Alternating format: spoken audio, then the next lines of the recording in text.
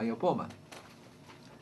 Ahora bien, no tengamos pues esta idea de que las radiaciones son siempre negativas, porque para ser un poco abogado del diablo, debemos considerar, les digo a los dos, que las mutaciones que se producen en las células mayormente generan pues daño. Sin embargo, en algunas oportunidades generan mutaciones que dan como producto entes más adaptados al ambiente. ¿A qué me refiero? Hace 3.000 millones de años, la Tierra estaba habitada por microorganismos. Estos microorganismos poco a poco fueron mutando porque en el ADN, o sea, en la molécula que da a las leyes de la vida, en el centro, en el núcleo de la célula, cambió por efecto de una radiación, y esta radiación generó pues un cambio tal que la hija de esta célula no se le parecía, y poco a poco fueron cambiando hasta llegar pues a ser animales un poco más grandes, seres vivientes que finalmente, para hacerlo breve, llega hasta el ser humano, de modo que nosotros somos hijos de la radiación. Es más, actualmente se está usando la radiación ionizante para hacer mutaciones en plantas, porque no se puede experimentar con seres humanos, con seres vivos. Se irradia plantas por miles de semillas y luego estas semillas se siembran y se observa que las que van a salir de esta siembra, cuando comienzan a crecer las plantas, ya no son iguales a las anteriores. Algunas son más chicas, las hojas pequeñas, los frutos más grandes o más pequeños, y finalmente el agrónomo o el experto en estos temas escoge la planta que da un mejor fruto, entre comillas, y comienza a usar digamos, sus elementos semilla para dar lugar en la siguiente cosecha a productos mejor que las anteriores. De modo que la radiación también tiene un efecto positivo en la evolución de los seres vivos. Sin embargo, obviamente es una muy poca probabilidad. Menos mal que en la historia de la humanidad, en la historia de la Tierra, esto va poco a poco, no es brutal, pero no se podría eso emplear, ¿no es cierto?, con los seres vivos. Claro, pero mire, usted, por ejemplo, ha indicado algo muy importante, doctor.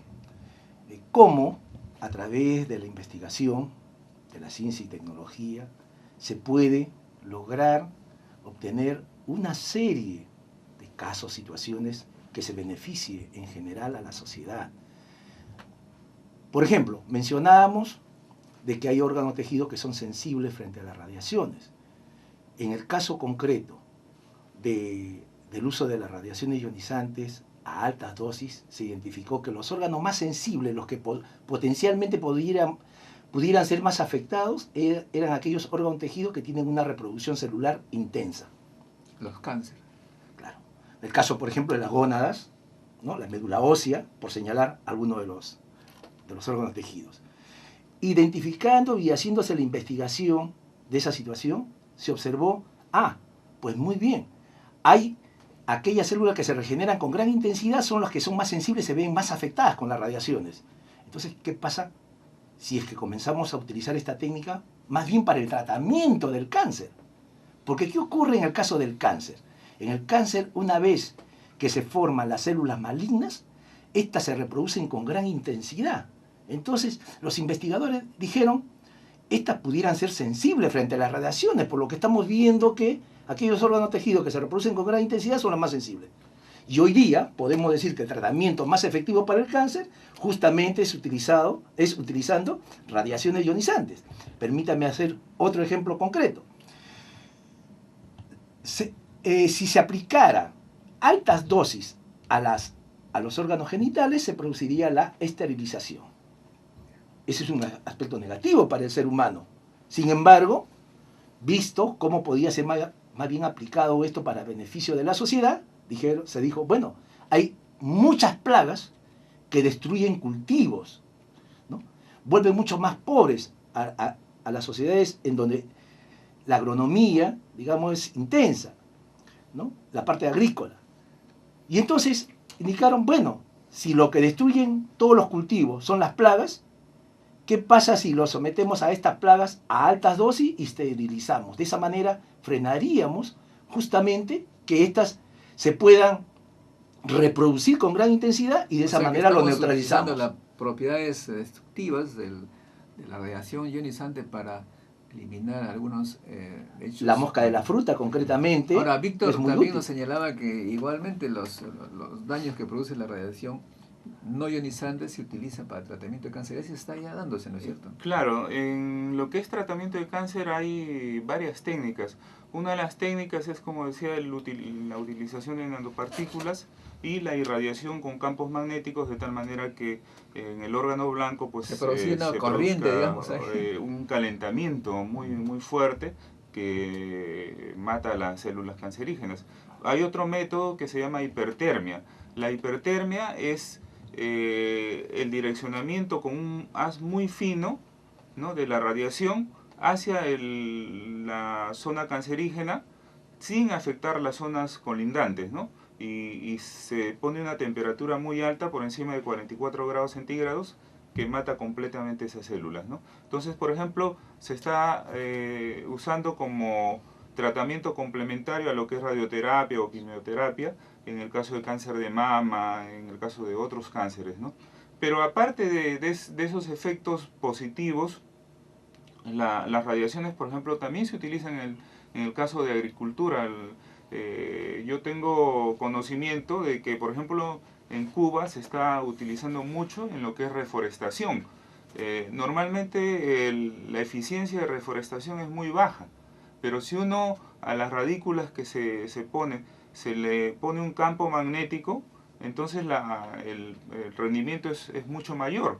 Y así una serie de... ¿Cómo es eso? ¿Se le pone un imán o cómo es la cosa? Se le pone un electroimán, ¿no?, alrededor de un cable, ¿no?, que forma un electroimán alrededor de la raíz, por supuesto en forma controlada, y eso hace que la eficiencia de la reforestación sea mayor que si no se pusiera eso, ¿no? Ah, mira, eso no sabía. Entonces... uno aprende cosas todos los días, ¿eh? Así es. Y en general, ¿no?, como dice una máxima de la toxicología, dice, ¿no?, la dosis hace el veneno, ¿no? O sea, en la medida en que uno aplique las dosis adecuadas de los campos electromagnéticos de radiaciones no ionizantes, y me parece que es también en el caso de radiaciones ionizantes, uno puede tener efectos positivos o efectos negativos. Muy bien, estamos en Encuentro con la Ciencia y quisiera más bien ver los riesgos para la gente, las damas que viven en casa todo el tiempo haciendo su trabajo rutinario. Ellas siempre se preocupan y preguntan sobre los microondas específicamente, ¿no?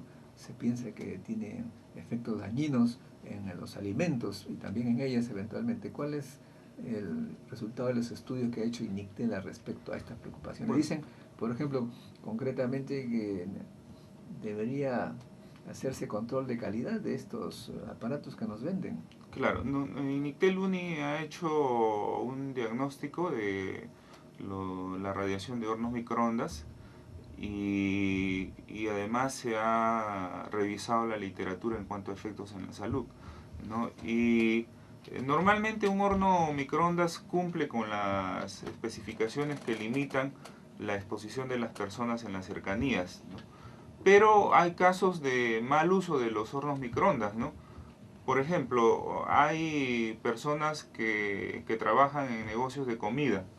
Entonces, cada vez que van a calentar un plato de comida lo ponen al horno microondas y a veces no lo apagan, sacan un sándwich, vuelven a poner otro y así ese proceso lo pueden hacer 200 o 300 veces al día. Perdón, ¿no? Me está usted asustando. Es decir, sacan violentamente el sándwich y ponen otro y hay digamos, entre los dos actos hay un poco de microondas que salen. Probablemente, ¿no? Pues se supone que el horno microondas normalmente está diseñado para que automáticamente se corte el flujo de la energía del magnetrón cuando